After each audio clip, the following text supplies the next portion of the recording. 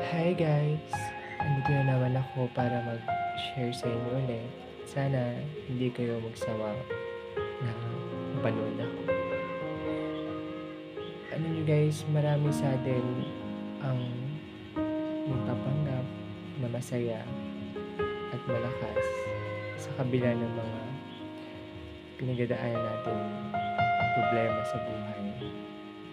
Alam niyo ba yung sino ba yung may pinakamagandang ngiti, yun pa yung may pinaka mabigat na pinagdadaanan, yun pa yung may pinakamalaking problema na pinagdadaanan.